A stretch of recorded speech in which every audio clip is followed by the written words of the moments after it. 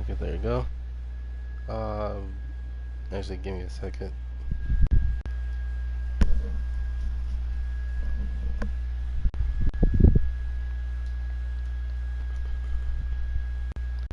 Alright, there we go. What's going on, everyone? Goddrifter here, and welcome back to another Car Exercise Livestream. This is livestream number 19, and I apologize for not streaming yesterday. I actually had some laundry to do, and it's a whole lot of laundry, so my apologies, I guess. Anyway, so today, well, this is basically gonna be me doing two live streams, one which being CarX, the other one being Goddrifter2 Rage Burst. So without further ado, let's get to the cards for today. And judging by the way the title is, it is gonna be top spec, or top secret in real life, basically. So for those that are wondering, um, what the heck's top secret? Well, long story short, Top Secret is a tuning company that that basically uh, originated in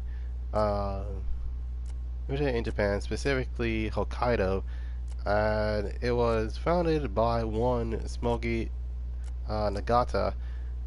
And we're gonna go with the first vehicle on this one, but this is actually a different vehicle entirely. So it is 5 vehicles in total that I made into top secret cars. So and keep in mind, not all these vehicles are not as accurate, but just let you guys know right now, just in case you guys decide to bash me in the comments. But anyway, without any further ado, let's start with the first vehicle, that of which being the Infinity G35, aka the Equator D. And yeah, judged by the way this looks, I actually did try to recreate create the majority of the cars that was based on. The problem I have with this car specifically is the fact that, one, it didn't have a um, actually this is actually a Veilside look-alike, but I gotta go with something. So yeah, no, there's bike it, and yes, although the car does have a wide body, unfortunately, it's not accurate to what it is. So yep, that's the vehicle I'm gonna be starting for today. It is gonna be a G35, um, the basically RKA Skyline GT350. Um, For those wondering, that specific car in Japan is also called Skyline, but it was actually it was that moment where they actually changed chassis. It was no longer a not boxy esque per se, but it's more like uh, you give someone an idea like, oh yeah, we should have this as an Infinity. But and again, what can I say? It's basically what it is now versus what they have later.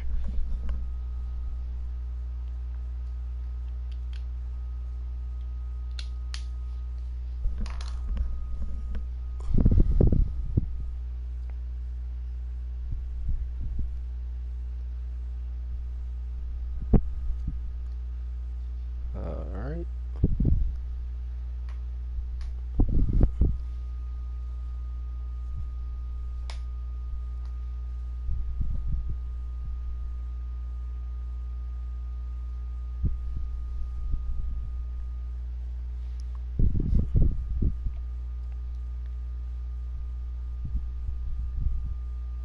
Alright.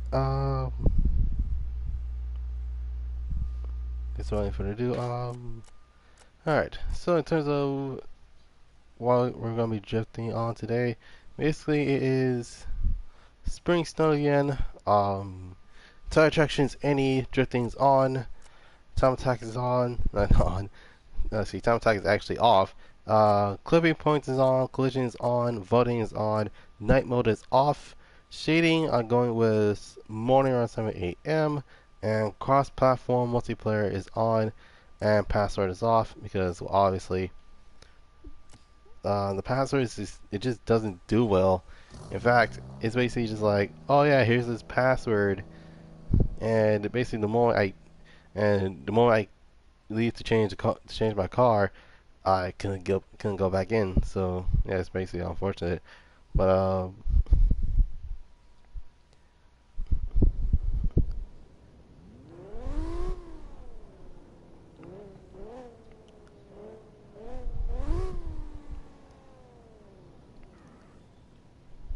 no, oh my goodness. Sorry, I was getting used to playing on GT7 again. Um, I'll put this car in neutral. Um, okay, so what else I wanted to join in? Um,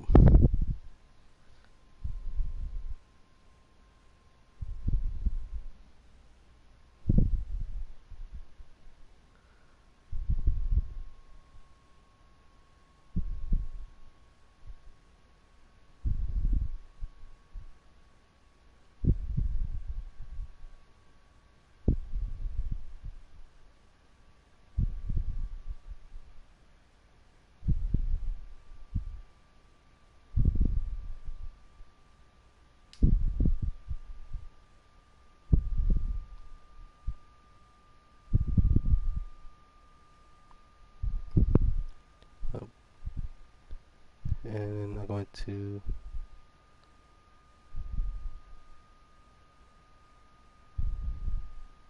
pin the message. All right, and there we go. All right, basically, it's in case you guys want to join in on the fun. Uh, but so yeah, without any further ado, let's get started, and I'm gonna be doing some practice.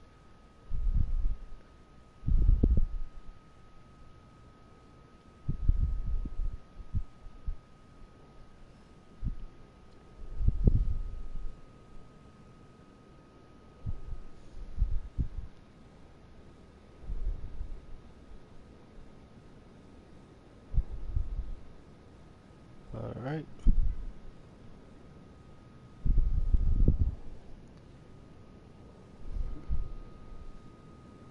So I'm not drifting, just get everything set up so I can actually. Uh,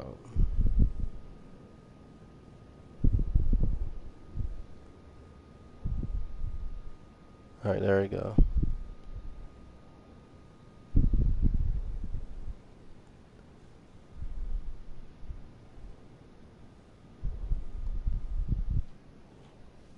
All right.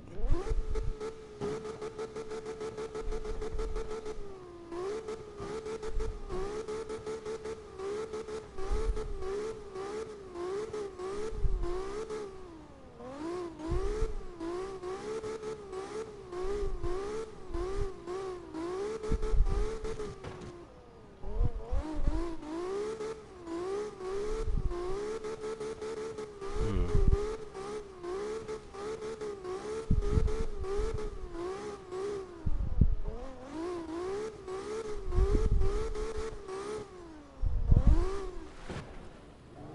Jeez. Okay.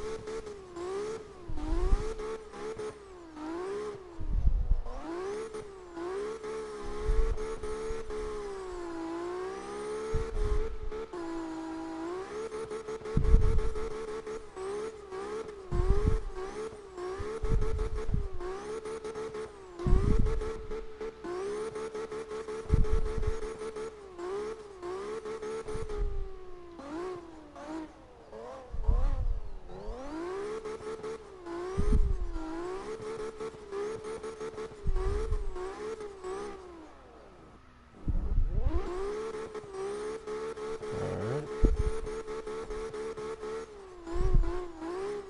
Okay.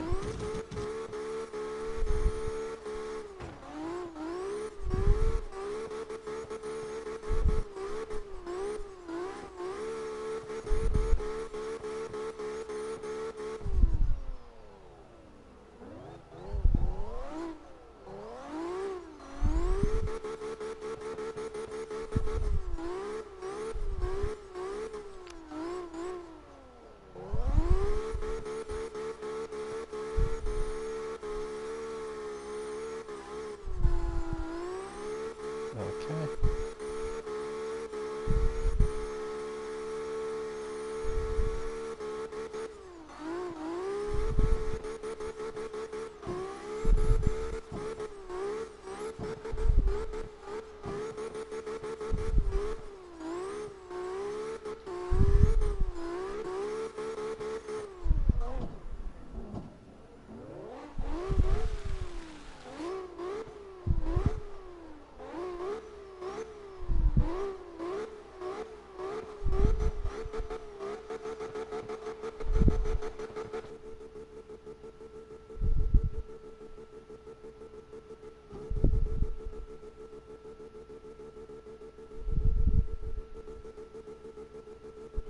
My freaking god, dude.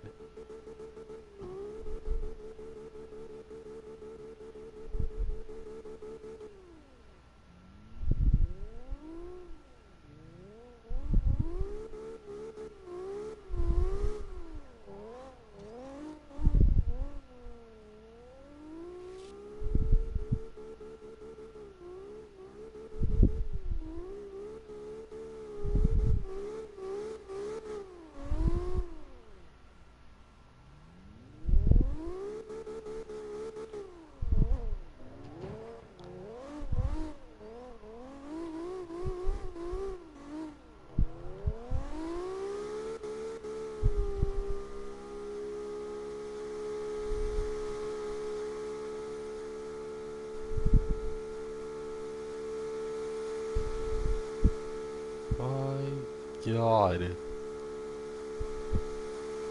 I didn't realize that cinematic cameras actually could be this fun. What in the world?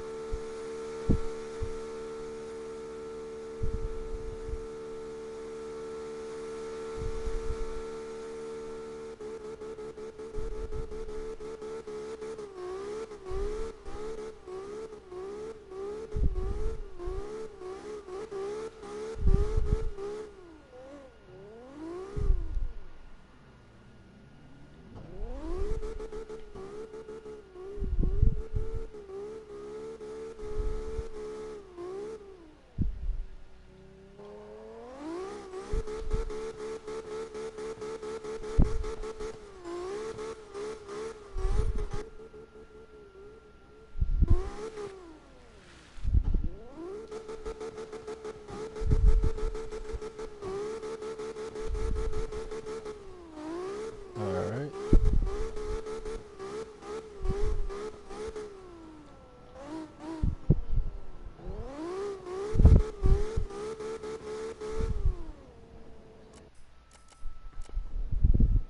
Alright, so that was a bit of practice. Now you can actually get started on the real stuff. Basically, just practice a little bit. Like 10-15 minutes or so. So that way I could actually, you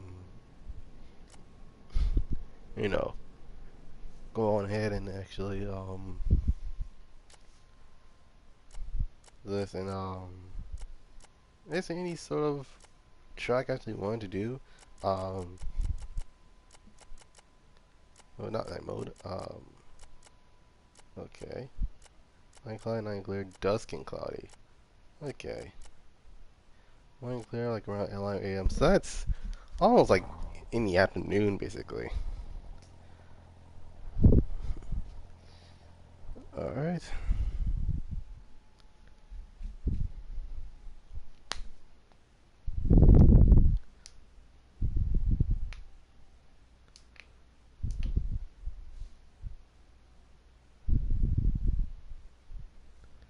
Okay.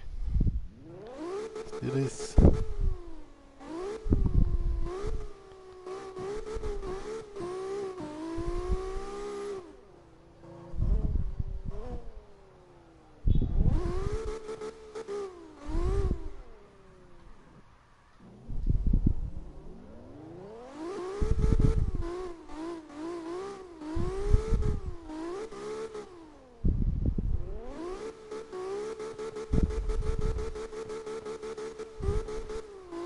Hello, and welcome to the live stream. Jesus.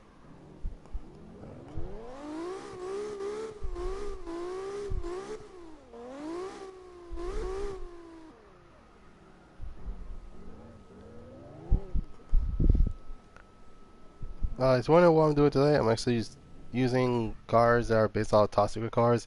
Um, but in terms of now, there's gonna be a problem with that, and that's the fact that top secret actually has two variants of the Supra. They're gonna join. Yeah, it's actually just uh, it's basically there's a pin comet. Um, basically it's yeah, there's a pin comment on the in the chat, so that way anyone can actually join in. All I do is just all I do is just type it in on the search, and you should be able to join in.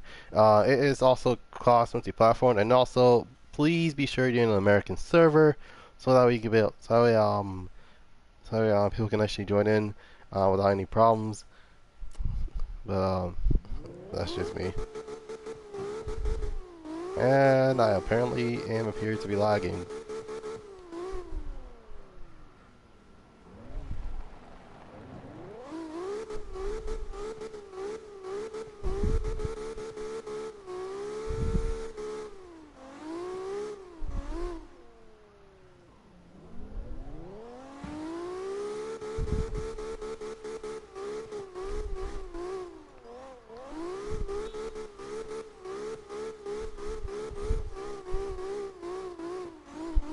So in terms of the Supra, I decided to go with his first Supra. First one I want to talking about Smoking Agata's RB26 powered Toyota Supra that he actually built and was sold many years later, and then he ended up getting another Supra, but this time he decided to stuff his Supra with instead of another inline 6, he decided to put in a Toyota V12, which, keep in mind, was for a Toyota Century that made around 730 horsepower,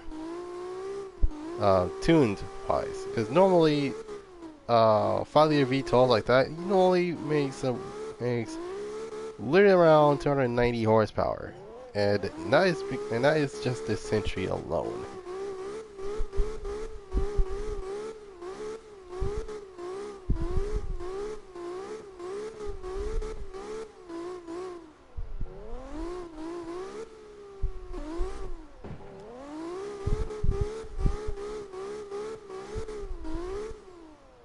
But then again, if Toyota decided to make another not luxurious, if it was the 90s and Toyota had enough money to actually make a full-bred supercar with uh, just the V12 alone, I'm pretty sure it could have been a lot more perfect. But many people could dream. Anyways, um,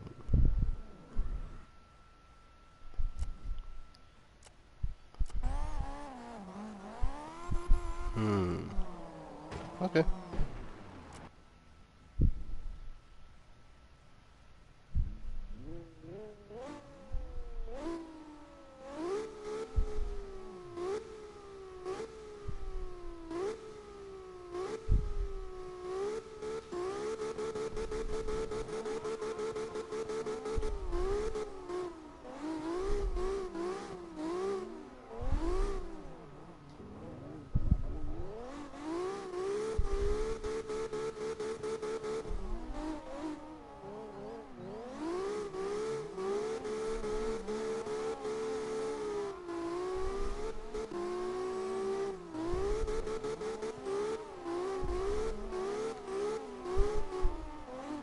Oh my god, okay.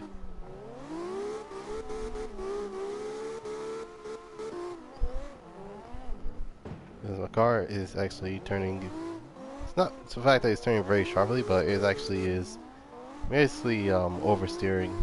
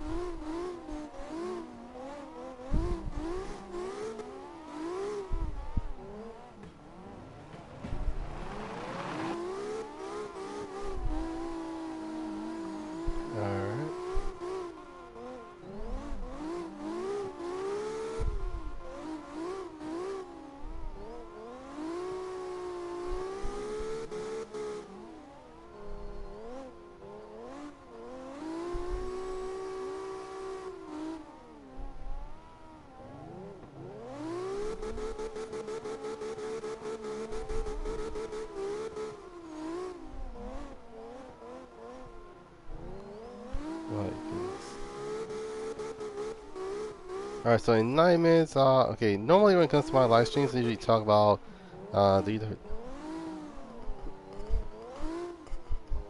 what's it tomorrow? Tomorrow will be the Crew 2, um, and, that's basically about it. Now in terms of, now I actually do have some news, so if you want to listen to the, news, stay tuned. For what's gonna be happening in the channel. The reason being, one of the live streams is gonna get replaced. So yeah, there's that. Um, so normally when it comes to car selections like this, normally it'll be a uh, normally it'll be a racing cliche, then vehicle history, and then today's in a nutshell. So basically, and was wondering what the heck is the in a nutshell part? Well, long story short, I talk about games that I played as a child, and basically probably it's like a parody of a review, basically. Later in the week, that's what the news is about, basically. Now don't get me wrong, GTA is fun and all, but I need to expand a little bit more. So, GTA, unfortunately, is gonna be replaced with a different game, and that game I'm gonna be talking about is Destiny, specifically Destiny 2. The reason being is not only the fact that GTA Online just takes up so many gigs, even though I could blame that on GTA 7, but GTA 7 is naturally a really big game. But when it comes to oof, it's variety expensive. It expensive. Yeah, um, replacing GTA with Destiny 2, would be an interesting take because normally I don't stream, shooters, but then again, when it comes to Destiny 2, it's basically a half and half type of game. It's kind of like Call of Duty meets Warframe, and they got a variety of weapons around that game, so yeah, basically. And even though, yes, I don't play shooters, but Destiny 2 is an exception, basically. And yes, you can actually, yes, the game is in first person, so it's normally a first person shooter. But I'm just not gonna do the full-on team PvP aspect of the game. So there's that. And not to mention, I was like, man, I haven't played Destiny 2 in God knows how many years, and it's a good thing the game is now free to play. Because I've been like, man, if I had to do this bullshit again, I might as well just like forget that mess. Oh my god.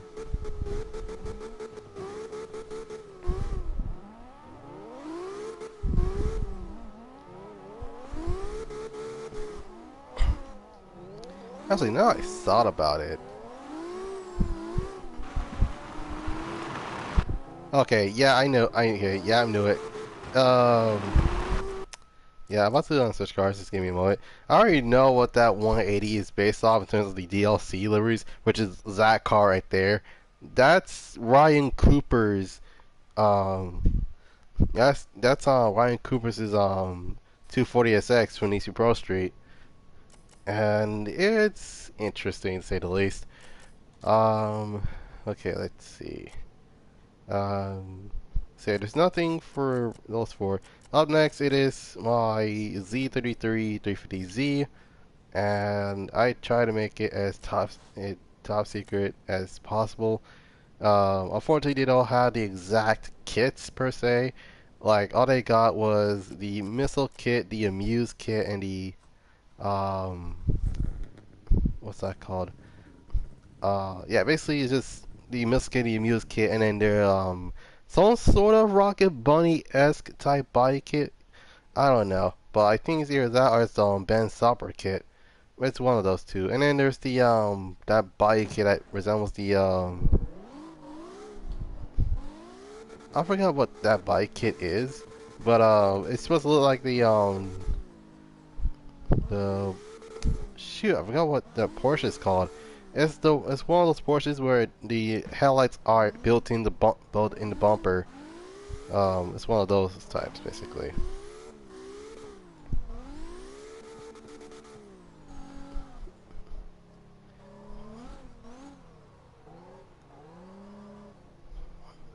This is but Minecraft's out of the question, right? Yeah, that's definitely out of the question. My goodness. Even though, yes, here's the thing. Although you know, I play racing games, I'm a gaming channel in general. So literally, figuratively and literally, meaning that, um, basically, any game that I have, that is not a demo or a trial type thing, I will play for the channel. But basically, it just depends on the variety of the. Now, keep in mind, I'm going to do this temporarily because, like, not everyone's like the biggest fan of GTA right now. To whatever the heck's going on with whatever the heck's going on with Rockstar for the most part. But yeah, that's another thing entirely.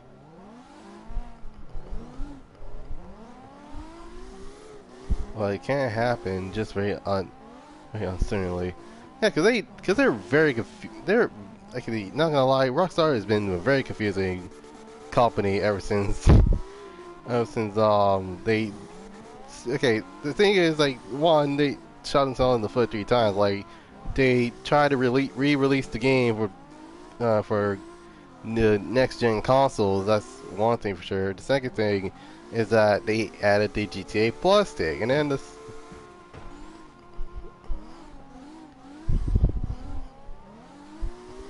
No, I mean Minecraft. Oh, well, I don't have Minecraft. Like, I kid you not, I legit don't have Minecraft. I had Minecraft on the PS3, but that was only a demo, so there's that. But so yeah, nonetheless, the third final thing was like, yeah, they didn't realize that not all of us have PS5, Xbox Series X/S, and they decided like, oh yeah, let's release that game for mini consoles. It's like, you sure it's a good idea? It's like, yeah, I'm pretty sure. And then literally, not even a month later, it's just like, wait, something ain't right. And then they look at the player base and it's like, crap, we forgot that all of our player base is still on PS4 and Xbox One. It's like, crap, we messed up. And it's like, yeah, you guys messed up entirely. But still, nonetheless, it's one of those type of things where you can't blame the company for trying.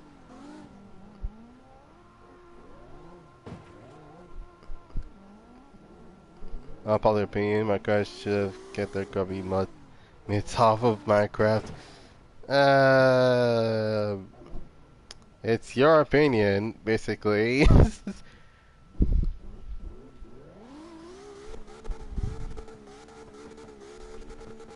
Oh, it's not okay. So it has been 30 minutes. Now it's time to talk about today's racing cliche. All right, all right. Time for me to explain on what type of cliche we're talking here. All right. You're basically in the end game. All right. You try to turn back. Hold on. Okay. So all right. Imagine this. You're basically just finishing off with the second to last boss in the game. What do? Oh yeah, you trying to get the fastest car in the entire game. Or you can go with something meta and just destroy everyone entirely. But you actually realize that's how much the car actually costs. It's like, okay, that's cool. And then you end up forgetting that it's like, oh wait, I had to upgrade this car as well. Shoot. You tune the car? Oh, okay. Um, So yeah, let's talk about the one all the B1 to end all car selections, the meta cars. So what does it mean to have a meta car? Quite simply, everyone uses it. That includes any car that is probably the fastest car in the entire game, and you see people use it. You've seen other players use it. You even seen YouTubers use this car, and you were thinking, hold on, this car is ridiculously meta. Like, how in the world do people actually not know about this car? Well, quite simply, it's because no one uses it. In fact, many players, like yours truly, didn't bother using the car to begin with because let's say it was like a Let's Play episode, and you ended up um, picking the vehicle that you want to use, and end up beating the game with it. That's the thing. If a bit of context, I actually beat Need for Speed Heat with the Mitsubishi Evo. So there's that. Specifically, the Evo 10. And you know, find yourself gain the vehicle that you wanted, but end up gaining the meta car many years later, and it's to the point where it's like, okay, do I really need this car? Like, is it that bad? So, for those wondering, what the heck is a meta car specifically? Well, it is a type of vehicle that, like, not just everyone uses it, but is probably the fastest car in the entire game, and you basically will save yourself a lot of time and energy, and basically, you found yourself, ended up trying to race everything with that specific car, and end up winning every time. So, that is what a meta car is. So, there are some really good examples of meta cars in racing games, so things such as the V16 Revenge car from Burnout Paradise, Nissan Skyline R34 GTRs from both Underground and Underground 2. I play Need for Speed Heat. Yes, I do. Heck, even Need for Speed Heat's, specifically Ghost Games' Porsche 911 RSR is probably the biggest meta car of them all. But that wasn't the biggest annoyance for me, since obviously you end up buying more than 2 or 3 of them either way.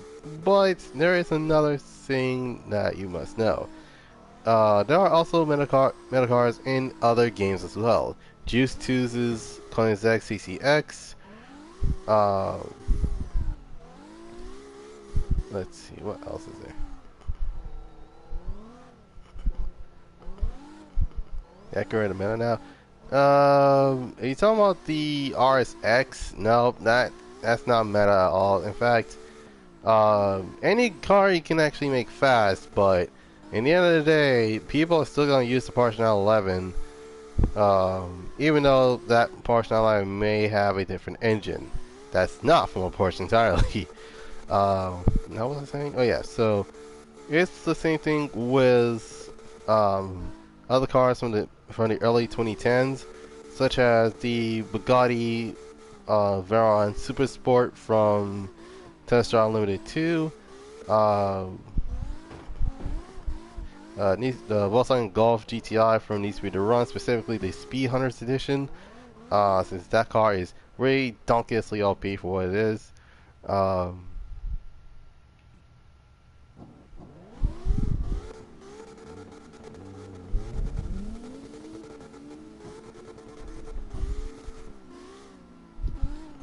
And even though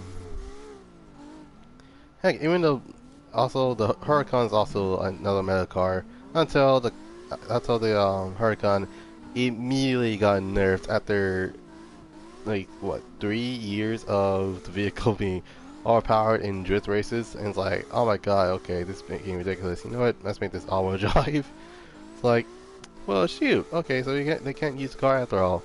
Nice. It's like, well then, what else was there? Oh yeah, same goes with heck, even Midnight Club has some meta cars. Specifically, McLaren well no, I say it's in terms of the vehicle wise, Salvo's Celine S7 from Minute Club 2. Um, all the exotics, well, not all the exotics, because some of the exotics are actually ridiculously slow. The Zonda Z12S from Minute Club 3, WC Remix, but the regular variant, it will have to go with the Kawasaki Ninja from the original game. Minute Club's, let's see, Minute Club LA's is, I have to say it probably will go with the 1098R from Ducati, but that is for the complete edition. In terms of the regular variant, that mess had to go with that mess gotta go to something I didn't expect to say, but I gotta say it has to be the Ford Shelby cover concept. Reason being, well, it is possibly the biggest punch in the face that you probably would experience in the entire life of, not entire life of game, but in terms of playing Miracle Los Angeles. Because that car is extremely fast what it is. And heck, even Forza of all things has a meta car. And what the? Oh, for the love of God. It's not those type of, my goodness. Actually, speaking of which. Let's see. Oh, okay, so it's, huh. Interesting. Ah, I think that guy left. Machinery kid.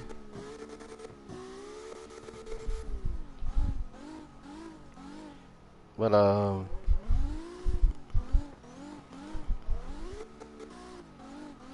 yes, in fact, other games that actually had, like there are, actually there is another thing entirely, but, many people didn't realize this, but, there are other cars that are ridiculously meta, and heck, even Tokyo Street Racer, one of my favorite game series, actually has some meta cars, so there's also that. For example, there is the RX-7 from TXR3. For me, it has to be the I gotta say it has to be Red Devil's R34. Well, it's also a tie between Zero's 911 and Exhaust Steve's Supra. Because those three are basically beyond fast for what kind of cars they were. Same with the other vehicles that are in that game specifically.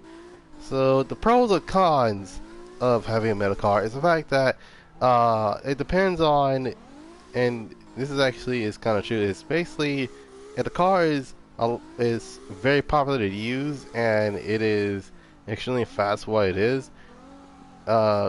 Is you actually making a racing game that want to see if a lot of these cars are too fast or too slow? That means that they can actually either nerf or buff these cars. It just depends on what game it is.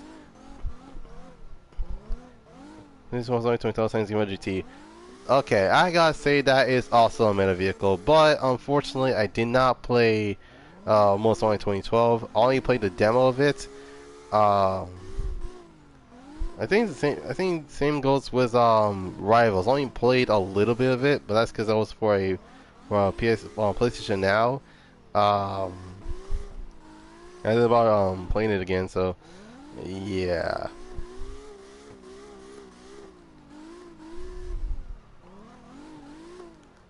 Forza Horizon Evo 5 as well. I'm surprised that the titles out. I had not played Forza. I had not played any Forza game. Period. I only played one demo of Forza Horizon 1. That's it. Other than that, I am very clueless on the Forza Horizon games. Even though, yes, I follow players such as Air 12 Gaming and Jack Ultramotive and all, but Other than that, I actually don't have any. I have no clue on what vehicles are meta in that game on those specific games. And even Gran Turismo. Yeah, Gran Turismo has um a handful, and I mean a handful of meta cars in that game. Oh, got you. Oh my goodness. So in terms of Gran Turismo wise, there is the VGTs, which obviously due to the fact that they was introduced in GT6. I wasn't surprised that it's gonna come back for no more or less than. And I thought, don't worry, you should be fine. But yeah, singles with the many vehicles that had have been have been out for a little bit. Um, but if you're talking regular cars wise, the biggest meta car I gotta say is definitely um basically it's a two-way tie between the C6 Corvette, the Nissan GTR, and the Dodge Charger Hellcat. So literally, it's just those three specifically. Um,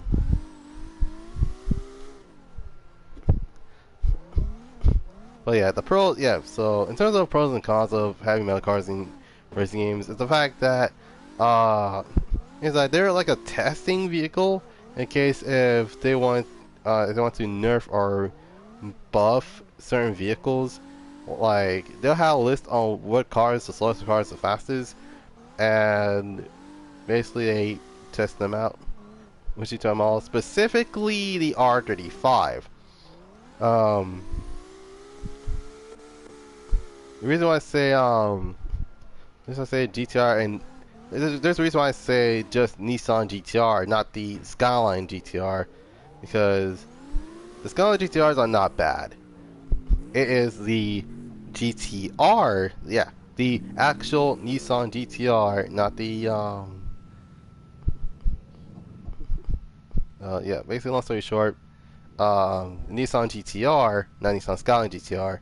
So that immediately reversed to the R35 model, um, because normally when it comes to uh, like when it comes to the GTR specifically, there are two variants of the GTR and GTR Nismo. Um, I'd say they're, I think both of those are pretty much equal in terms of their, um, in terms of if the car is fully maxed out. Um, but the, but that vehicle actually weighs more. Um, but yeah, the regular GTR actually weighs more than the original, than the Nismo.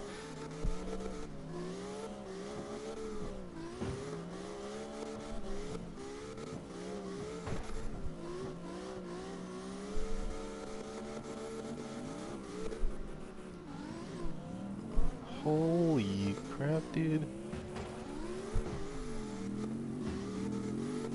Shoot, shoot, shoot, shoot, shoot. Oh my god.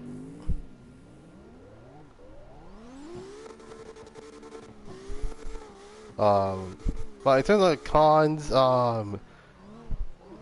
basically using the most popular card doesn't mean that everyone likes it. In fact, um, depending on how people use the car in the first place, they either gonna be like, "Oh my god, this is probably the best car in the entire game," and either that or people are gonna despise it due to the fact that the car is extremely overused and overrated. So yeah, if you're gonna make a meta car, just be sure to actually get some criticize like, how in the world does this car, how in the world does a car like that actually exist in this game specifically? It's like, yikes. Okay.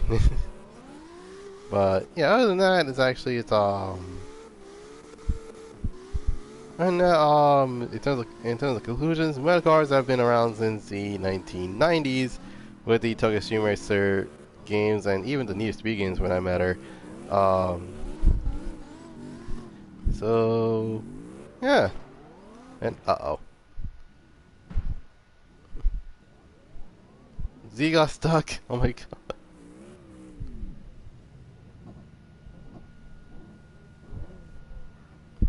Alright, I think I'm actually changing cars again. I'll be right back. Alright.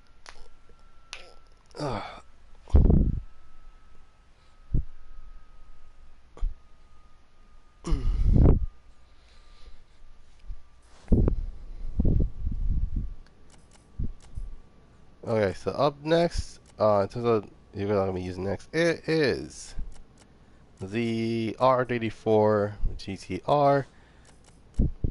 And yes, that's indeed carbon fiber.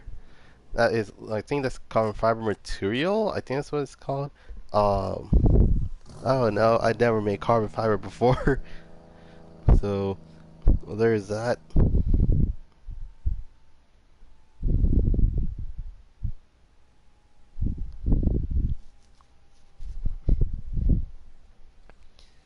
But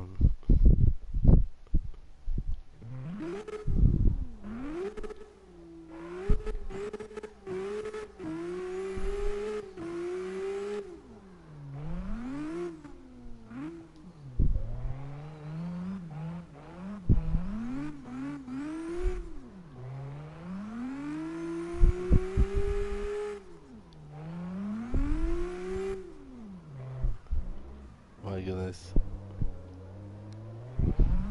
Go Skyline, go Skyline, go! My goodness. Ay.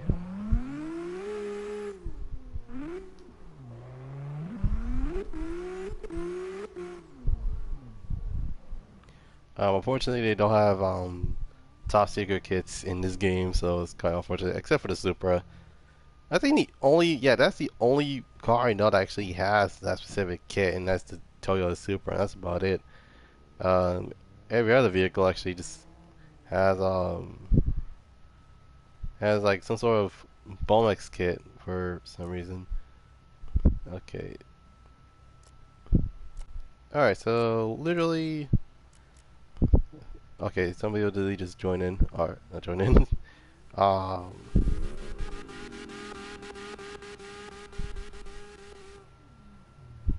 I've seen the RX-7 kit. He's talking about the he's talking about like I know which in terms of which bike which okay, now I'm getting really confused. I'm like, wait a minute, there are two RX-7s in the game. Like there is the FC and then there's the FD. Talking about the FD, then you must have been talking about and also it looks like Han's RX-7. Then that is a Veltite kit, specifically a Veltite Fortune kit for that specific model of the RX-7. But he's talking about the ones with a different front end, and that is known as that is a Rocket Bunny Boss kit. Known simply as the RX 7.3.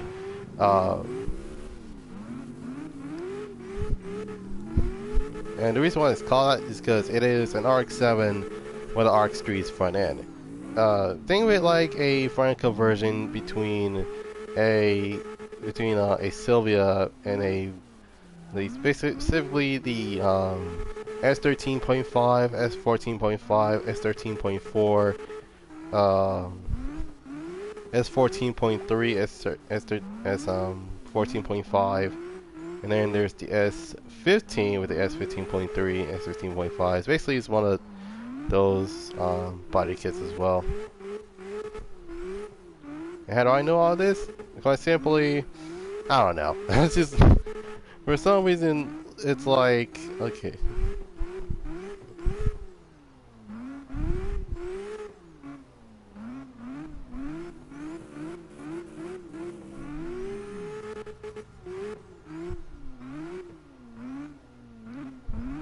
Oh my god. Oh jeez.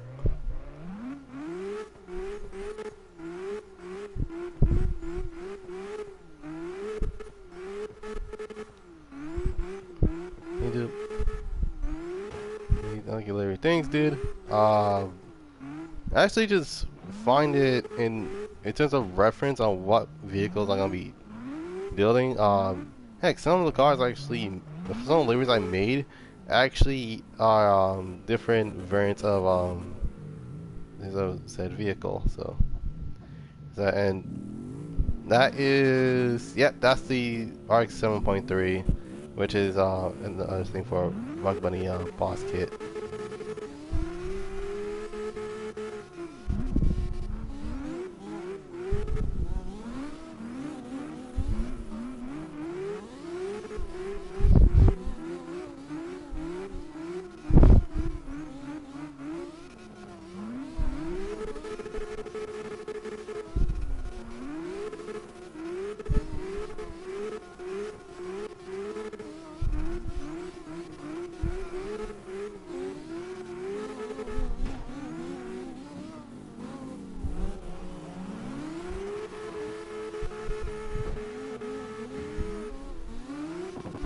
Go C-Class, go C-Class, go! Go C-Class!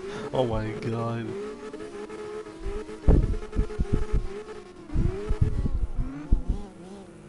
Go Benzo, go Benzo, go! Go Benzo! Oh my god. Oh jeez!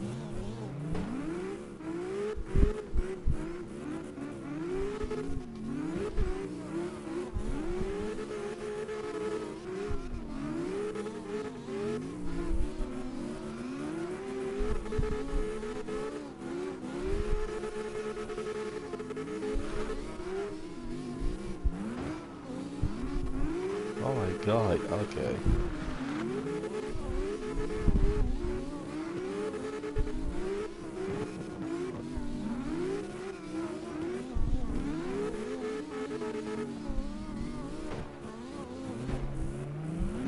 Oh my god.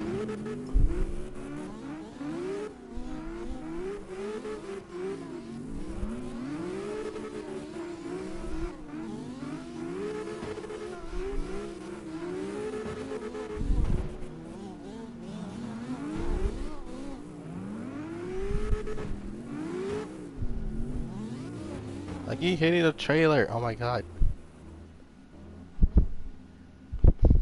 But my freaking god. I do love that engine note that Mercedes makes. But I'm gonna be changing cars again, so there's that. And I was on your door though. My god, I was trying to like. Oh god. Okay.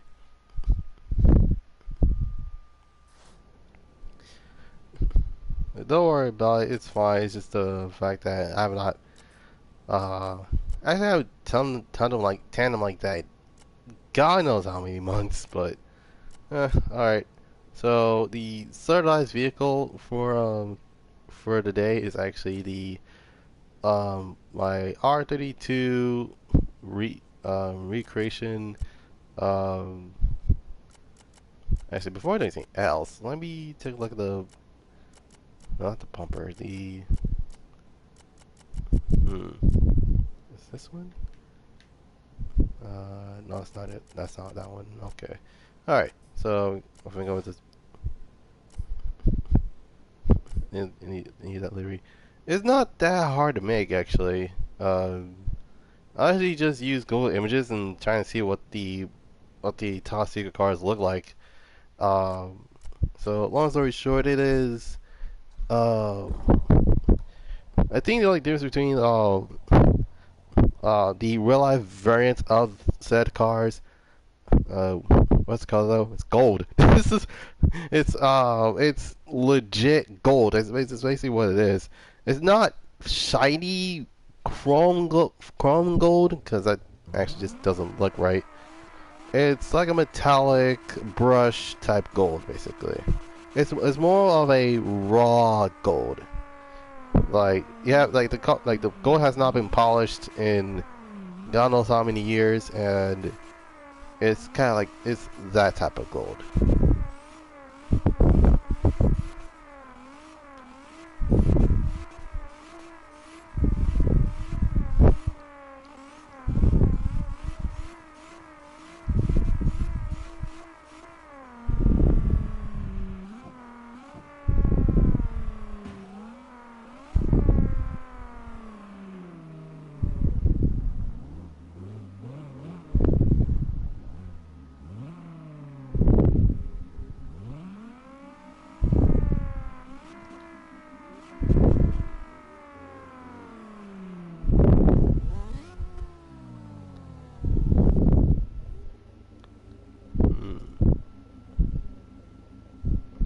Okay, someone's using the Super from the speaking of which, he's to come in with a RCF. I've seen my favorite RCF. It's actually sat in one. It's actually not that. Actually, it's not that bad seating wise. It's just the fact that is that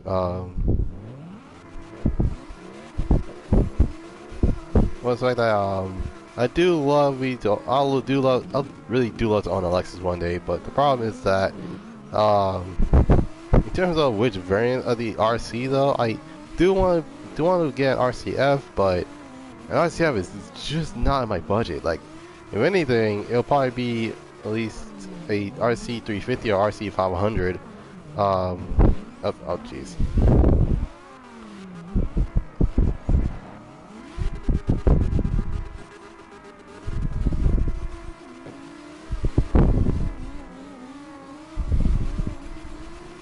Oh my god. Alright. Oh my god, come on, 32. Okay, there we go. Oh my god! Megan needs to chill. Oh god.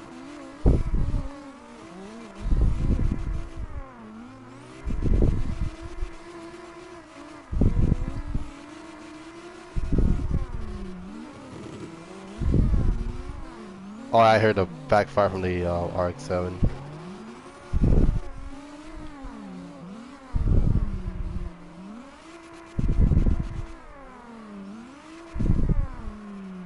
My goodness, it's been weeks since I actually just the R32. Oh my god, okay.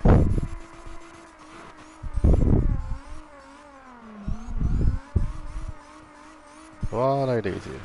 Come on.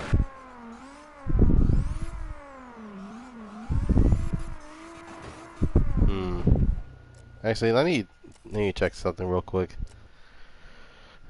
Yeah, if it is what I think it is, but I have to not. It's not that I have to retune it. It's the fact that it's not the fact that I actually need to add more camber. It's the fact that I actually need to check the differential because the car's not fully sliding as it should.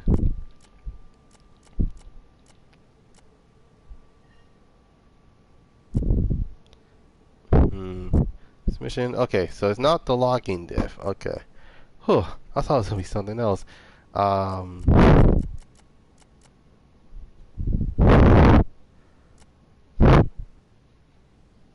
Jesus Christ! I didn't realize how much camber the car has. My God.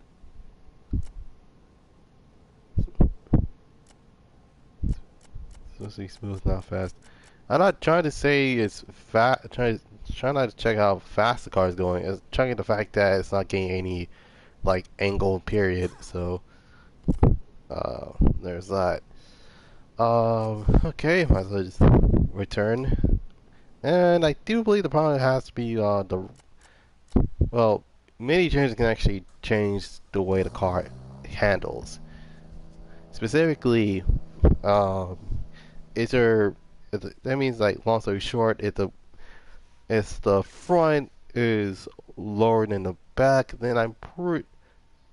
Well, no, let's see. No, if it's the front is higher, but the back is lower, that means that the car is basically is in case the car squats. Think of it like drag racing. Oh snap! Okay, it's only been an hour, so vehicle history. Long story short, I don't have anything that's gonna accumulate on what I'm gonna be talking about for today. Hmm.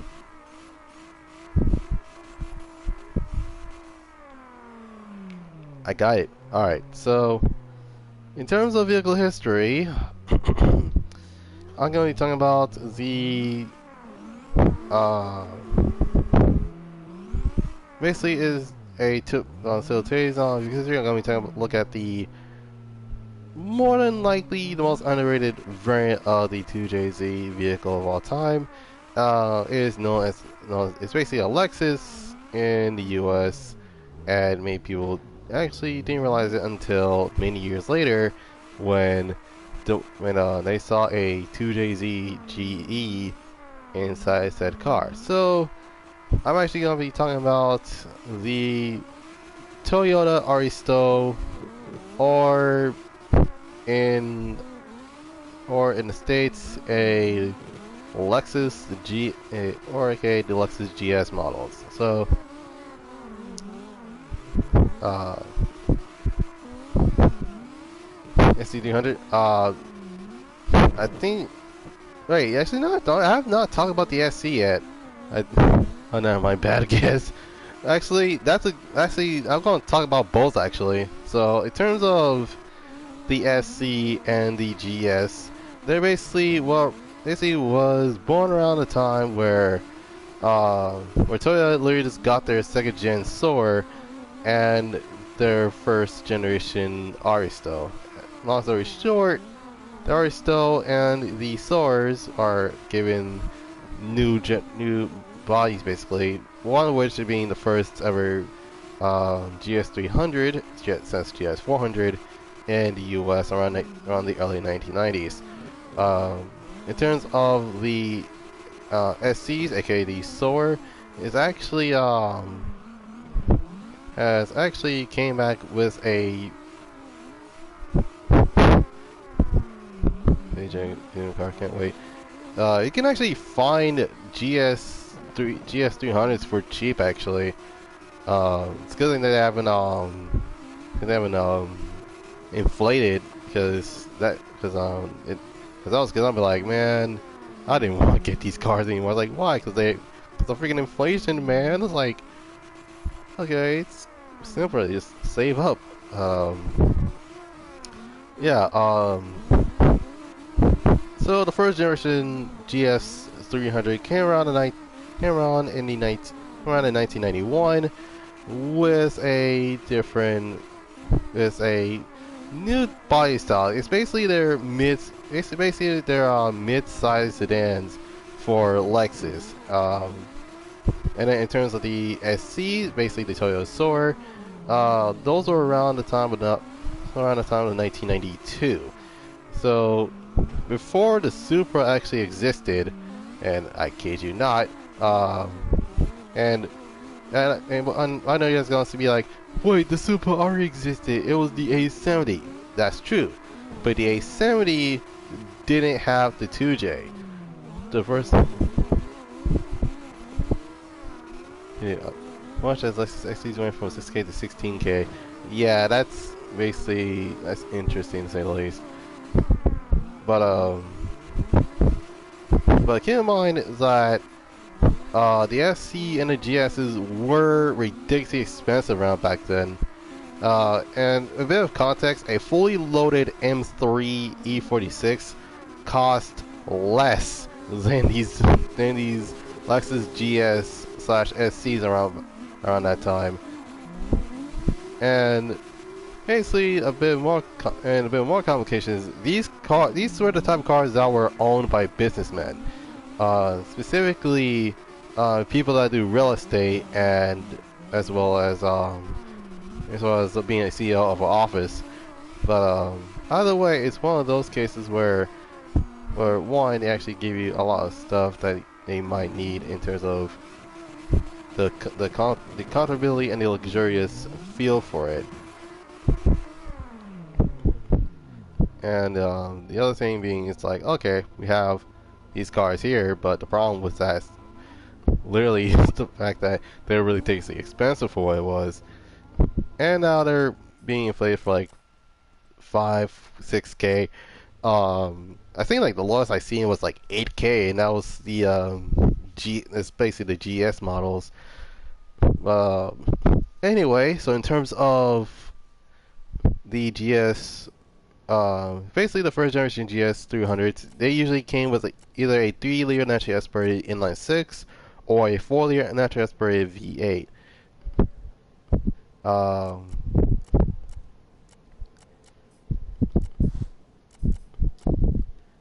What was I saying? Oh yeah, so basically it came with either a not V6, an inline 6 or a V8.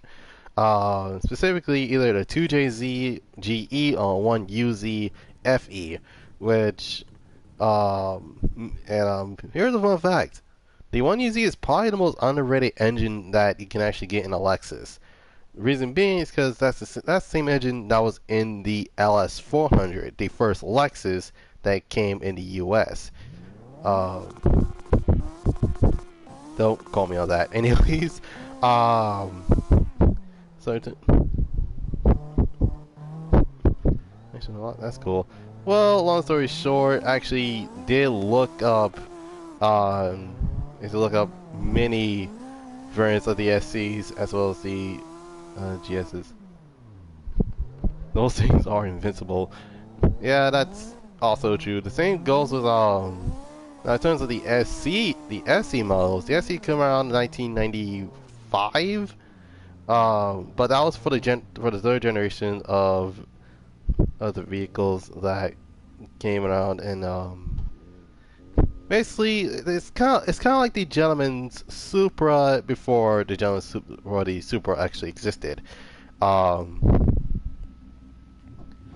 and just like the GS, the SC came with a 3-liter inline-6 or a 4-liter V8.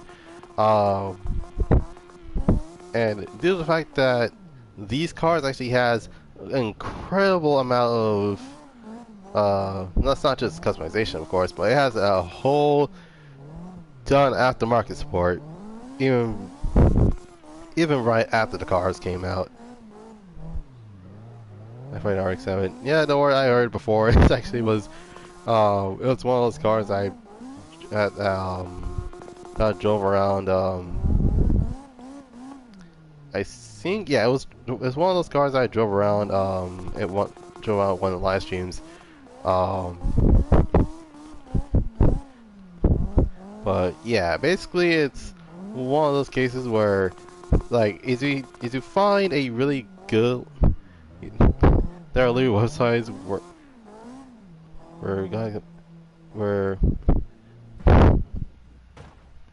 where people can buy confined stuff for the SCs. That is true.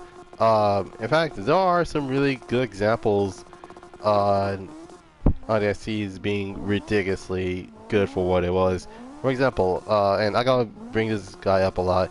My Mike actually has a turboed SC300, even though originally it was an SC400, but he swapped in swapped in the 2JZ and turboed it. And he hasn't driven it for 2 years, which is quite surprising to the fact that the many times he actually tried to get a 2JZ, either A, it blew up on him, or B, it just doesn't work. But yeah, other than that, it's interesting to say the least. And heck, even Evan Shanks actually had a SC300, which I don't know what happened to that now.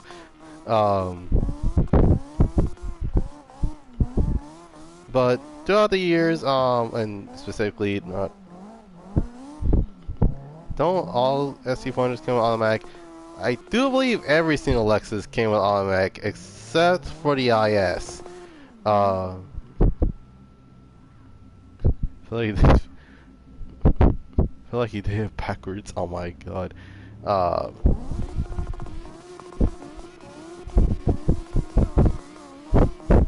But yeah, normally when it comes to the SC4, basically any Lexus period, you normally will come with a automatic transmission, except for the IS. The IS was the only Lexus that came with a manual transmission, because in Japan it was known as the Altezza. So around 1995, yeah, around 1995, they was not a facelift. The SC actually has gotten a new body style in terms of which chassis is. That chassis was known as the S160, which that was more likely a it's not a reference, but due to the fact that the previous chassis was known as the S140. The S160 actually has more options. Well, it has one extra option, which is another 1UZ, but it was a 1UZ GE, which wait, no, is there a one? Okay, so it's either a 1UZ FE or 1UZ. So it's actually either a GE or SE. I can't remember, but it's one of those two. Basically, it is a basically those specific cars are normally known for having it's really good buy style, but at the same time, it has basically three edges that many people actually kind of asked for. So you got your standard 2JZ and your standard 1UZ, but with the S160, they give it an extra engine model. Specifically, it was known as the JS430, which is a 4.3 liter inline 6, 4.3 liter V8 that made around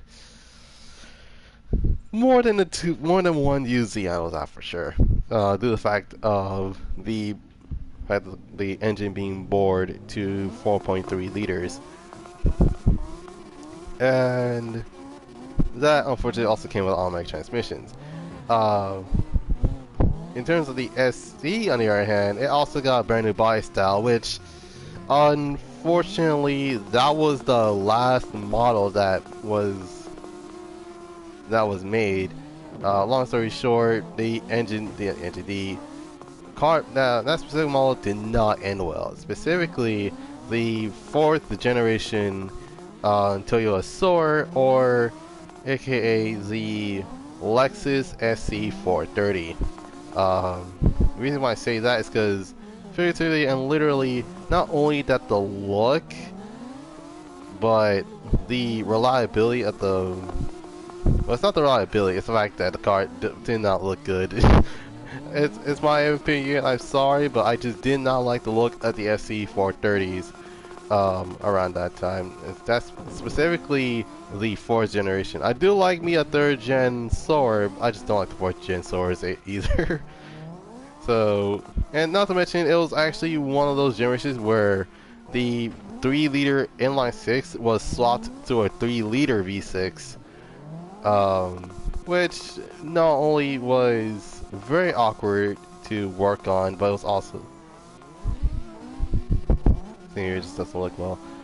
That is... I was shocked when I was like, wait, that was the last model and they never have a coupe since. Well then but then again they tried doing the same thing with the they tried to do the same thing with the IS 250 convertible. It just did not look good as well. But in terms of the GS, on the other hand, it actually did pretty well. And this is probably my biased opinion, but I do believe the 3rd generation of the GS is probably the most underrated. And there's a good reason why I say that, and that is because of one, it has the most engines I've seen any Lexus, period. Like, you got obviously your 3 liter V6, you got a 3.5 liter V6, you got the 4 liter V8, a 4.3 liter V8, and then a 4.6 liter V8 with a hybrid attached to it. Which, believe it or not, that's six engines. That's 6 engine choices, and you can get it with all-wheel drive or rear-wheel drive. Oh, that's the other thing I forgot to mention. The majority of the GS and SEs are basically rear-wheel drive. But in terms of the 3rd generation, it also have an all-wheel drive option. Excuse me. And long story short, it actually did. The Lexus GS's kind of did well, but it was the fact that literally the car itself, it may not look good, but it sounded good. In fact, it was probably the most common Lexus that you probably will see in city streets to this day. other than a RC or a um, GCF. Um, and basically, the car only had a minor facelift, and that's basically about it. And then the fourth and final generation, the uh, well, it's not the fourth final one, but it's basically G. It was rebranded and rebranded. It was renamed the GC, but it was renamed to the GS. Like literally a year later, it was like GCF. That doesn't sound right. RCF. Yep, that's the move. But then they rechanged it to the GS, so it was technically a GS still. But the fourth generation, it was actually the final generation for the GS models, and it went out with a bang. Like it had an all-wheel. It was not just the fact that it has an all-wheel drive setup, but it also had a rear-wheel drive drivetrain. Not only that, but it also came with a. Basically, it has obviously the 3.5 liter V6. It also had a 2.5 liter inline 4, which is obviously from the Camry. But what I actually did have, it still had a 4.3 liter V8, which is, well, see, it's not just a 1.3. They also had a 5 liter V8 from, and I kid you not when I say this, the Lexus ISF, which was probably the first F-Series vehicle.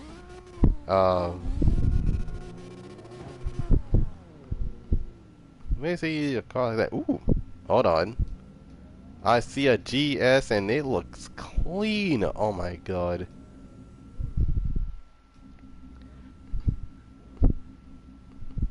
Oh god, we're the Power Rangers. It's like I literally just looked like I'm like, oh god, we're the freaking Power Rangers. All right.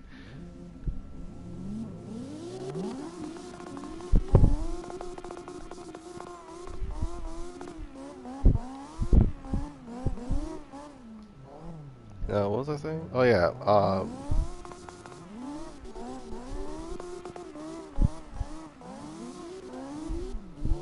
So yeah, basically the GS, and not to mention they actually give it a GSF model, which I actually do kind of like. Well, yeah, guess he gonna be drooling over there. Oh my goodness.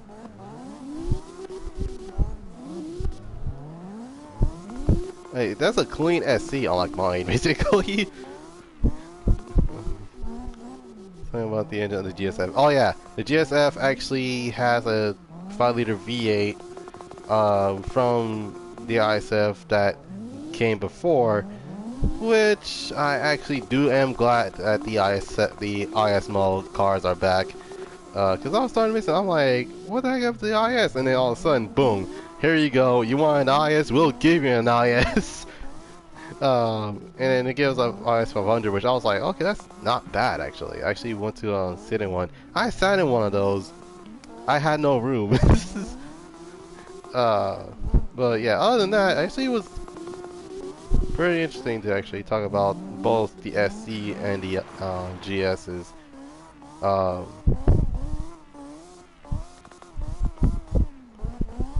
Well, yeah. Other than that, the car itself.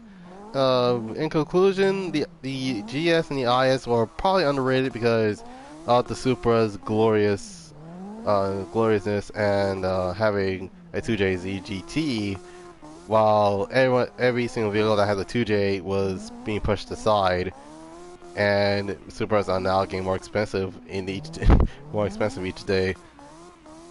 But yeah, other than that, it was actually pretty interesting to say the least.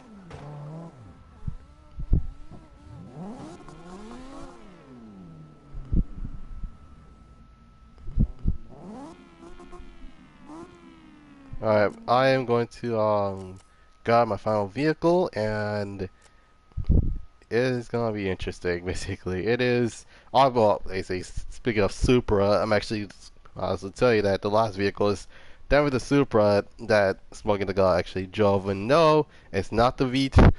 Like they say, for those who wondering what mine looks like, here it is. Where's my SC? Right here.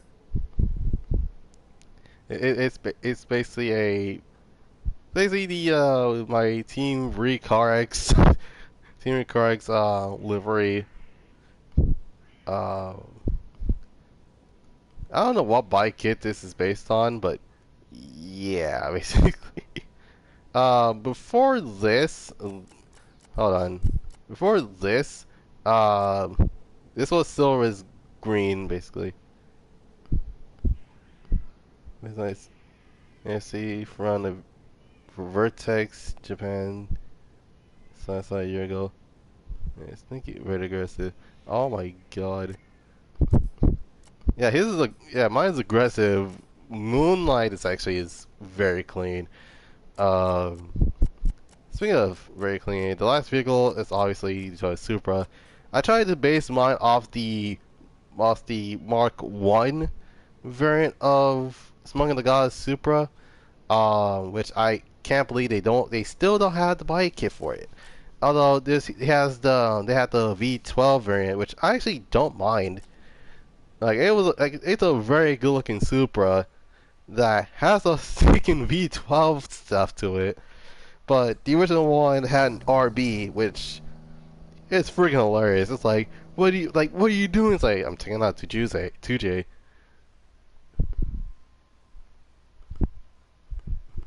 What? 194. Yeah, the 194 mile per hour run variant, basically. Uh,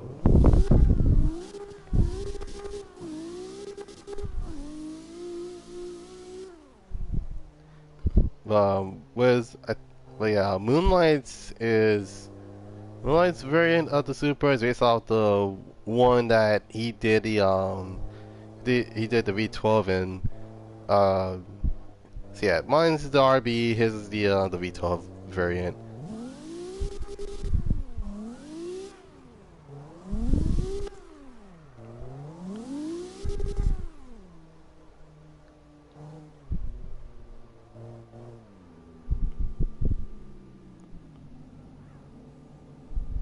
Like, sometimes I'm only 2 days.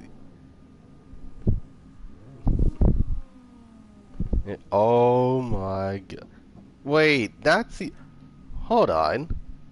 That I do believe that one is based on HKS's Supra. Huh. That means the toys were only 2JZs, funny enough. Which is funny, because it's like, oh my god, what are you ruining 2JZs? It's like, okay, here's the thing, 2JZ may be powerful, but we need like a higher top speed, so I'm putting an RB into it. It's like, that's basically the thought process of Smoking the Gotta. Remove the 2JZ, why? So it can actually have a higher top speed.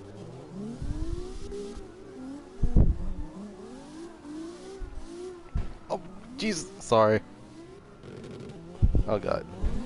Oh jeez. Sorry. Oh god, we're all lagging. Oh my goodness.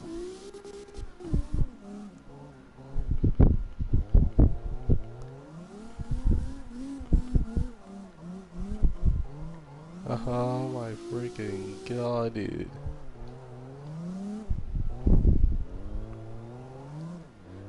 And basically once he hits 194 miles per hour, all of a sudden, whoop whoop, that's the sound of the police. Some police. I was like, shoot.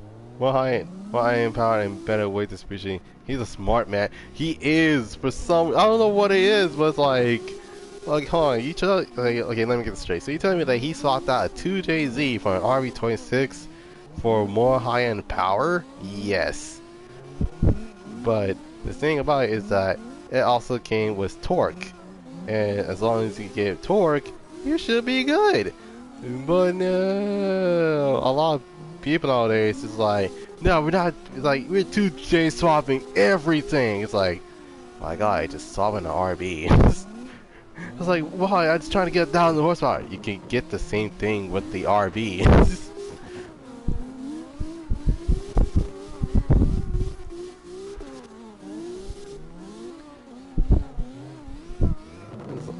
Oh my god. Okay.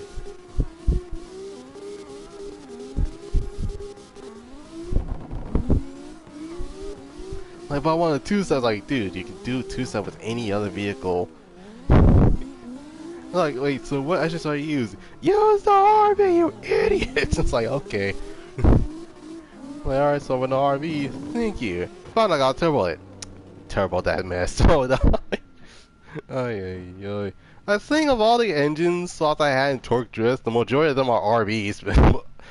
Funny enough. But they're normally in Nissans though, so I can't blame myself for that one. Okay, speaking of which, he's the only one that's fine. What the heck? Oh, oh God. Oh yeah, that dude is definitely. Oh yeah, he's definitely laggy. Man, my license, but it did not end well. Don't worry. Forged RV, lol. You definitely know. Definitely let them know. Yeah, basically, in fact, one of my S13s actually has the. I think it wasn't a forged one. It was the rebuild RB that I got from one of those boxes. But I was like, wait a minute, wait, hold on. I got a rebuild RB26. Okay, I don't mind that. Actually, yeah, I don't mind that at all. Actually, in fact, be sure. I didn't expect myself to actually get an RB26 from the box specifically. And again, I'm trying to get a very rare bike kit for it from the box, basically. That whole Neo Samurai type mess, because that mess started the moment I got the 180. I was like, okay, got the bike kit for the 180, and I got the other one was the 370Z, and then it. Funny enough, the RX-7 that costs is $499 actually was in one of those boxes. And we're talking in real life money, I ended up getting the car for free. I was like, what the heck, man? I was like, guys, what's the point of actually trying to buy the car early if you end up getting the car from the box in the freaking first place? My God, I wish that developers would stop doing that in the first place. Alright, so the final thing I'm going to talk about is basically racing game in a nutshell. So yeah, I'm going to explain this right now. This is going to explain the entirety of Street Racing Syndicate, so bear with me right here. Remember how in the early mid 2000s you had those those games that trying to catch the Fast and Furious scene, basically? Well, in actuality, long story short, Fast and Furious Tokyo Drift game is actually a really good game, but it's really underrated. Many people some people hate it just because how hard it is. And my 8, 9, 10-year-old self refused to play Street Syndicate because I probably will die if I get caught playing that game when I already had juice too. So, yeah. Long story short, sometimes it ends well, sometimes it doesn't end well. It just depends on someone's perspective, really. So, yeah, Street Racing Syndicate. For those that are wondering what that game is, the game came out in 2005 under Namco. It was supposed to be a racing that captured the Fast and the Furious tuner scene. Long story short, neon under glow, cars, women, real life parts, Motor X, specifically Motor X. Like, you can't go wrong with anything that, well, actually, anything can go wrong is you trying to get a car from Motor X, because you never know we don't even know what happened to them in the first place. Well, yeah, basically these type of games normally has one or two things that go for them. Either they have extensive customization, or the races are just like the races you see in the movies. Well, I wish the same thing was for this game, but two out of those, well, 0 out of those 2 for that game for that exact matter. In fact, although the cars are customizable, they are basically limited to the paint codes that you actually get for said vehicle. You can't even design your own liveries, and not to mention, this is the only time you actually get sponsors. And oh dear God, the freaking sponsors! Unfortunately, the sponsors are, well, let's see, it's true to real life aspects because why in the world would you put an APR type sticker if your wing is from C West? Like that's like, I kid you not, that sounds freaking stupid, but at the same time, oh dear God, what the heck? And not to mention, oh God, the cringe part of it is, oh God. And what I'm talking about is the girlfriend system in the game. I am not joking when I say this. I kid you not. The moment I see or I heard of the girlfriend system, something tells me that either A, Namco had too much time on their hands, or B, it's just why Namco? You were good at making fighting games, but what? But here's the thing, the Fast and Furious was a good game. How the heck did Namco mess this one up? Oh my God. So, story-wise, there's no such story, or well, there's no such thing because, well, God, obviously, you only get to watch, well, 3 cutscenes because of the intro. How realistic is too realistic? Basically to the point where Ferguson literally your NOS doesn't refill. You have to. Oh, horrible mess. Alright, Money James. Yes, he is. He actually, his Twitch as well as his YouTube is, um, is Moonlight, it's Moonlight Racing, I think. Okay, it's been a while since I take a look at his Twitch, but he does have a Twitch. Follow them there as well. This. Oh God.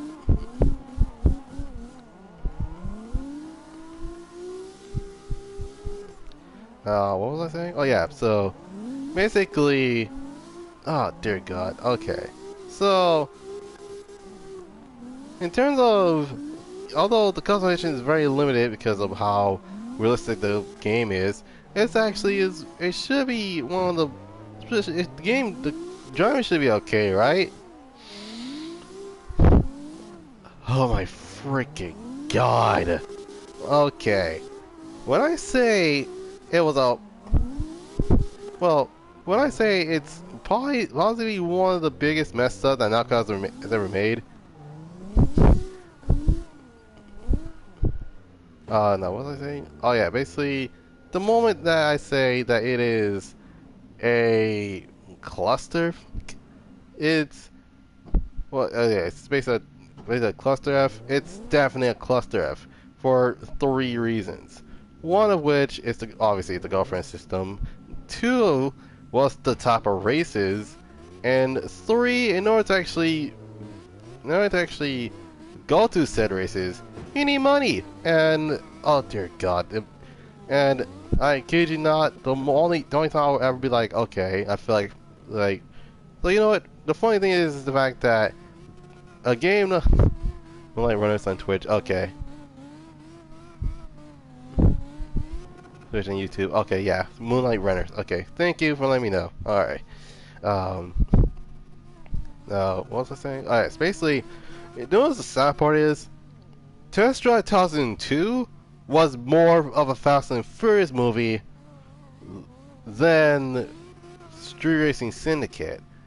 And though I would say the same goes needs to be Underground, but needs to Underground captured the vibe of Too Fast and Furious, not the Fast and the Furious.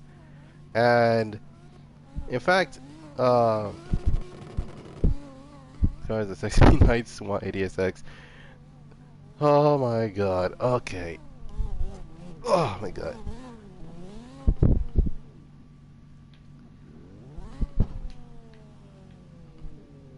All right, give me a moment. Oh yeah, I forgot the I forgot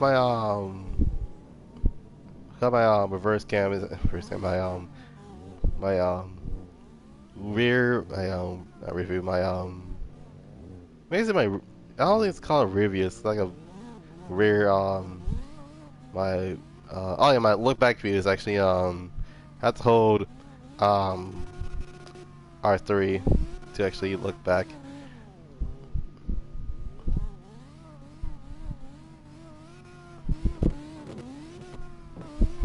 Hmm.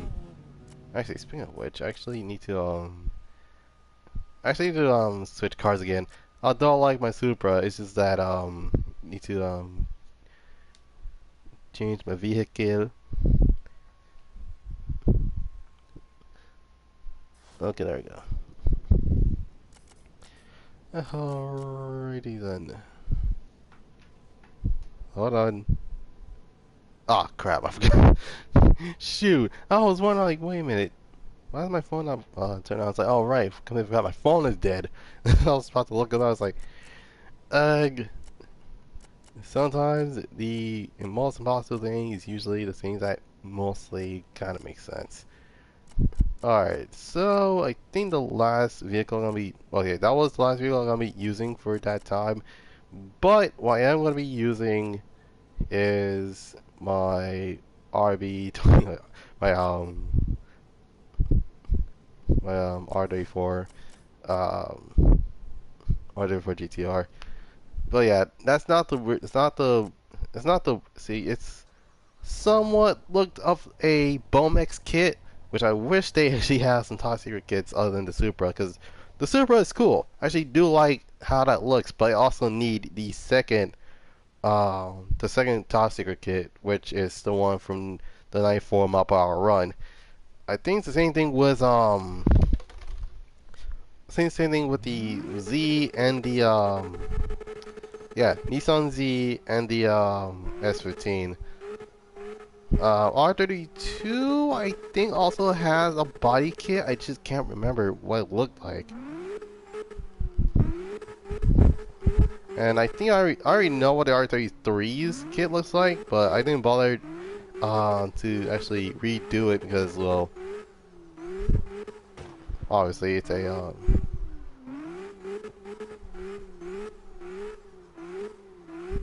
oh my god.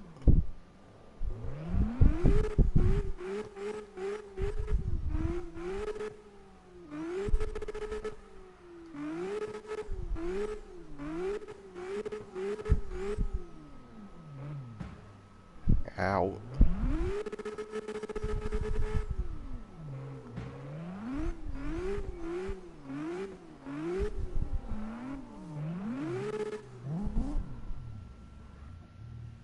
Hmm.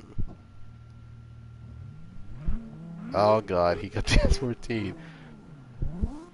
Actually, hold on. Let me grab my S14 as well. Hold on. Hold on a moment.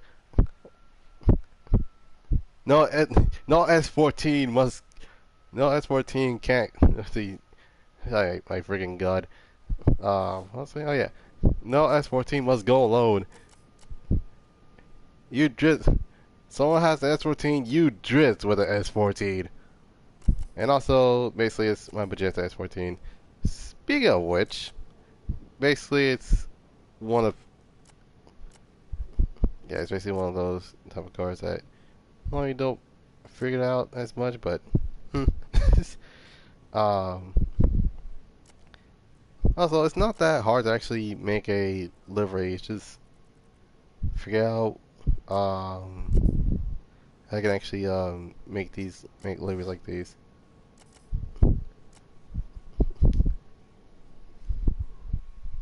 I'll find my phone's out. Okay. All right, let me look them up.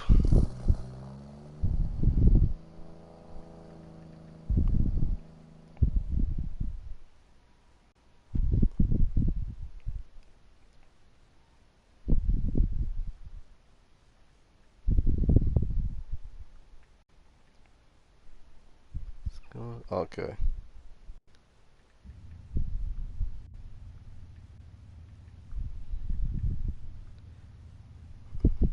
Oh, Oh, he's right. There actually is. There is a real life variant of that.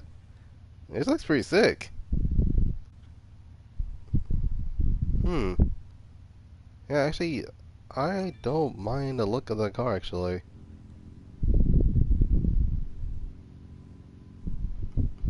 But that's probably just me.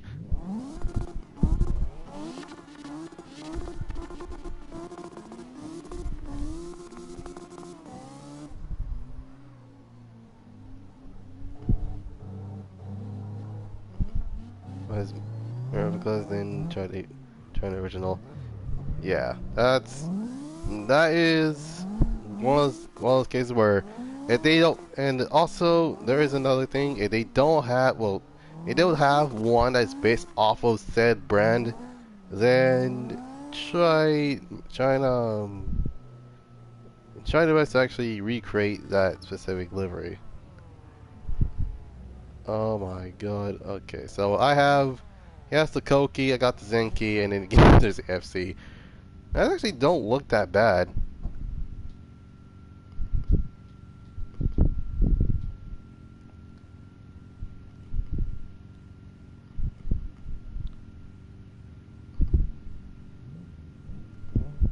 But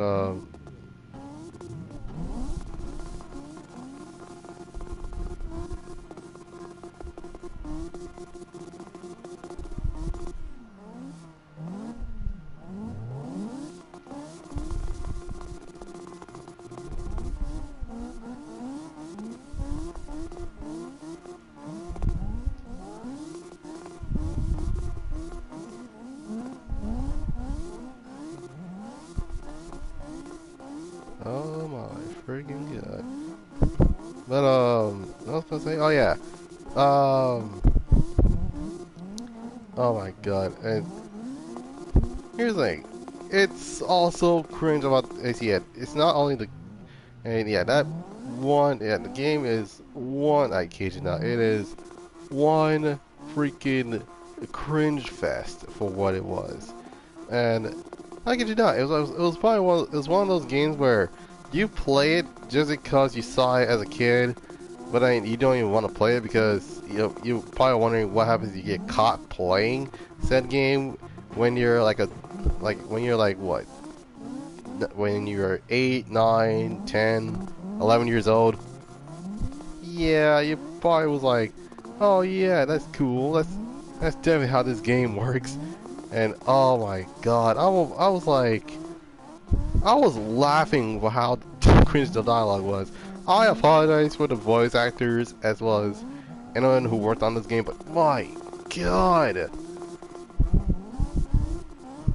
And the thing is, they kind of redeemed themselves the moment they put out Fast Food Tokyo Drift the game, which I kid you not, that was probably one of those it's one of those cases where, okay, they did a lot of things right when it comes to Fast and Furious, but in terms of Serious Syndicate, there were a lot of things wrong. Customization, forget that, man. You only have one body kit, but you have a plethora of wings. Don't worry, those are usually functional. And heck, half of these brands I didn't even, half the brands in that game I didn't even heard of. Like, there was, I kid you not, there was a brand called Velux, and I don't know what Velux is based on, but I do believe those were earlier wet sport type wheels. I can't remember, but yeah, it's one of those cases where it's like, okay, they fixed what was broken, basically. So customization for Fast and Furious just completely overhauled. Like we're talking brands such as Bomex, Feed, Velside, Top Secret.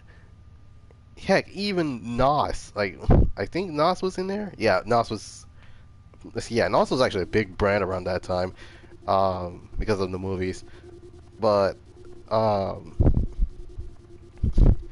there were also heck, there were cars that were exclusively. Exclusively. They have basically interesting bikes such as I forgot what that brand it's called, but it was it was a blue, it was like blue E, and it has a prophecy as basically. I forgot what they're called, but that was actually that's one of the logos.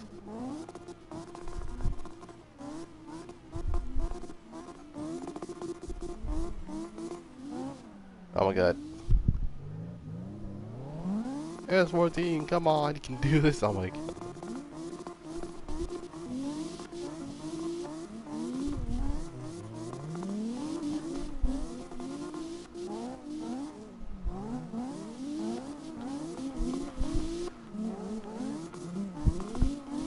Heck, even I think there's like another company called KRS, which is, I kid you not, the moment I say KRS, it's like, what the? There is a KRS kit for that. It's like, yeah. And then there is a thing there was another bike kit that I wasn't familiar with, and Five Circuitous game, and that was, I think it's called Sea Office, which it kind of reminded me of Arya, but the only difference being that the nose is a little bit longer, and the bike was a lot wider. So there's that. Anyways, so in terms of gameplay, story, actually, let's see. That's the only thing that saves this game from being like literally bottom tier of racing games is the fact that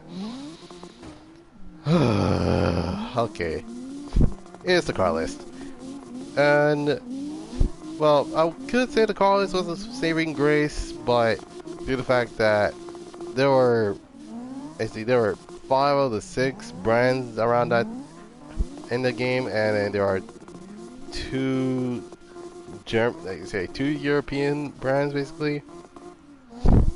I just don't know what to say about it. Wait, no, it was 1 because one of them was because there's only one. One was wait, no, there's 2 because I know one was Volkswagen and the other one was Audi. My bad.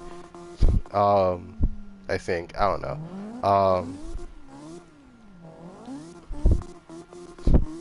So yeah, and the reason why I say 5 out of 6 Japanese brands, because around that time, Honda was, well, Toyota was legit Honda back then, where, wait, no, Honda was Toyota now, versus what Honda was back then. Honda wanted nothing to do with racing games, specifically racing games that involve street racing. So a bit of compromise. Oh yeah, let's just grab alright, let's just grab what's that called? Oh yeah, let's grab Volkswagen, because that's basically that's totally what it's gonna do. Oh, and there's also Lexus, so you're welcome, Lexus fans.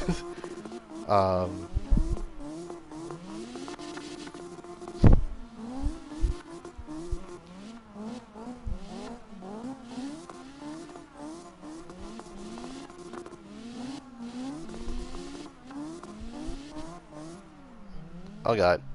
Shoot. Okay. Well, I was about to switch cars anyway.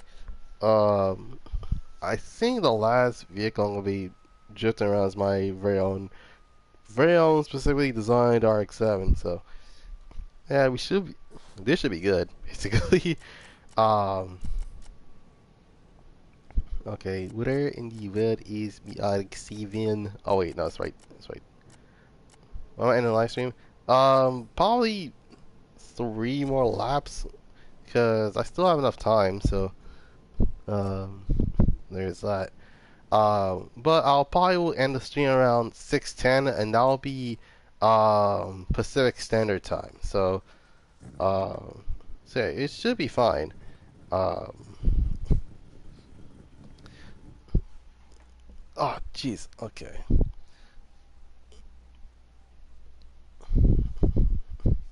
So yeah, basically 10 minutes for me to end the live stream.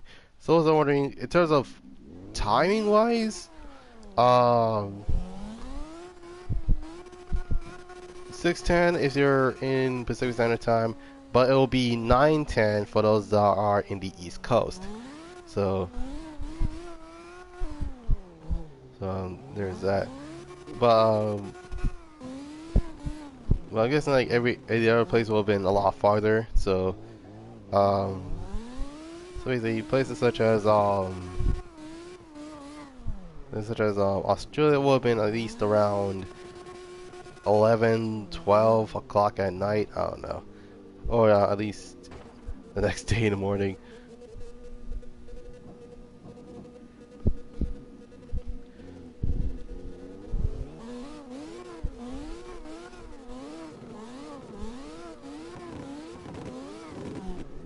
Oh my god, okay.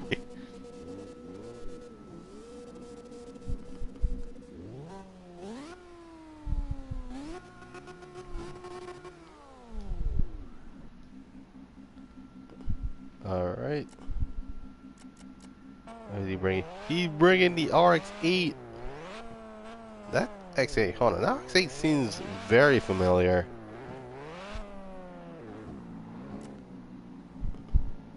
Hmm. Yeah, the RX-8 looks very familiar.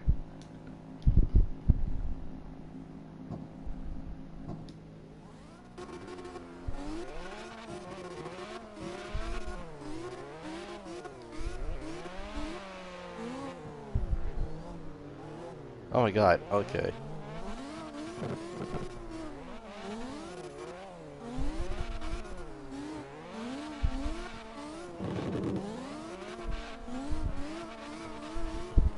So, yeah, basically it's literally 8 minutes. So basically, once the timer hits 2 hours, I'll probably end the live stream from there.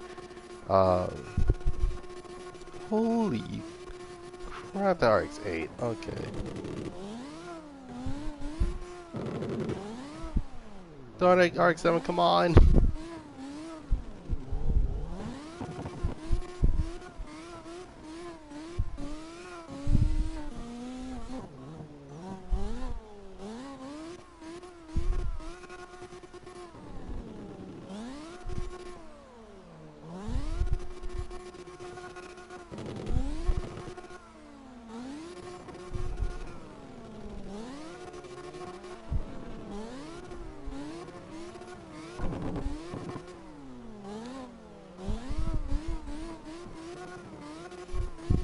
My god.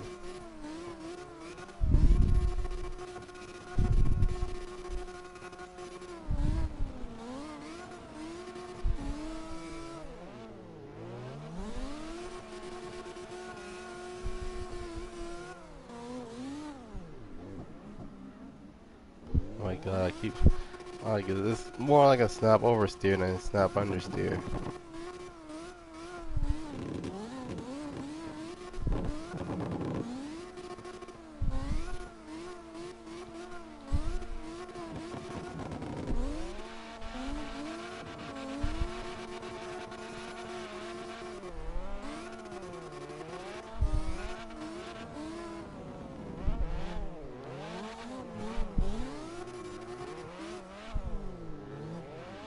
Oh my god. I keep hitting the rigs.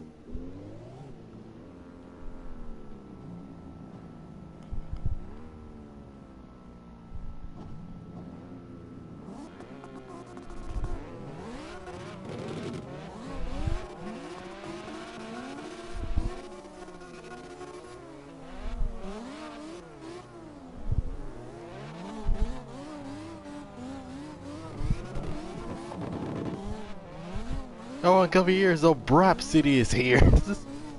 My god.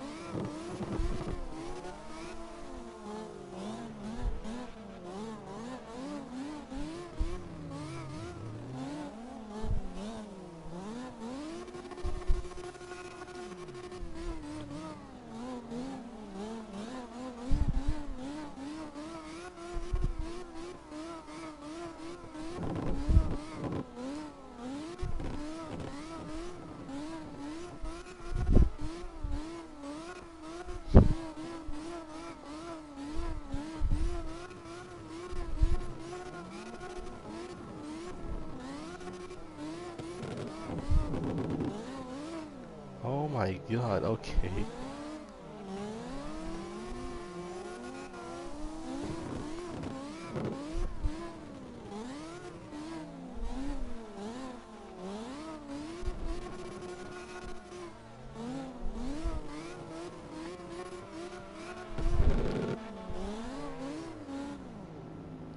Oh my god, okay.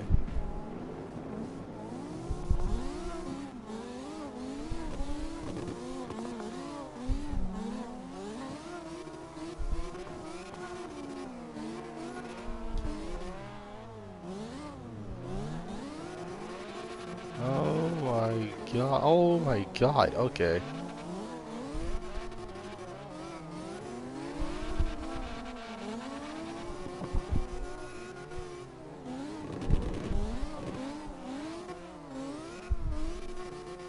Holy crap, dude.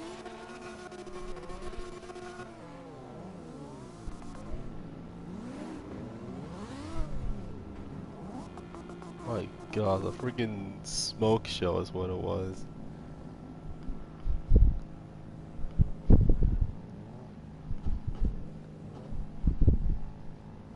Okay, so we have a S15, got myself an RX-7, Jill in a Viper, and we got James in the RX-7, which I do believe he's gonna change cars in a little bit. I don't know.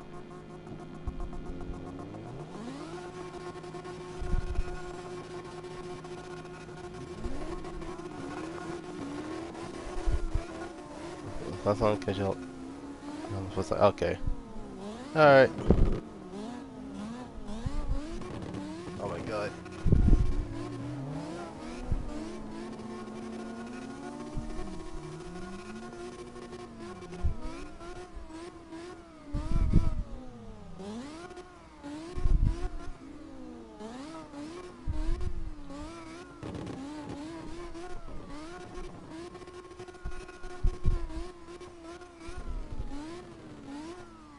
Oh my god, I tried at least.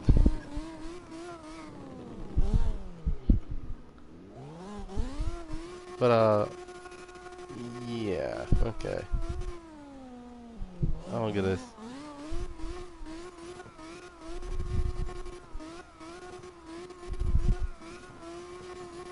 Actually, you know what? I think I know what to call this car now. Call it Brapzilla. Why Brapzilla? Even though it doesn't have an RB, or it's not a Skyline at all. Well, stream tomorrow night, 10 p.m. Eastern Standard Time. Yeah. Make sure you check him out. He has some really good content in there. Uh, but yeah, other than that, it's interesting. Oh my god.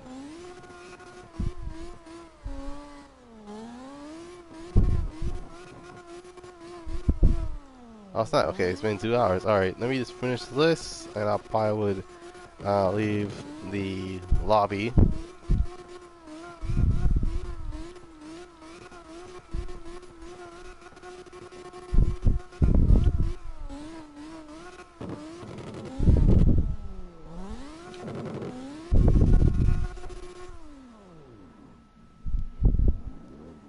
Alright. And...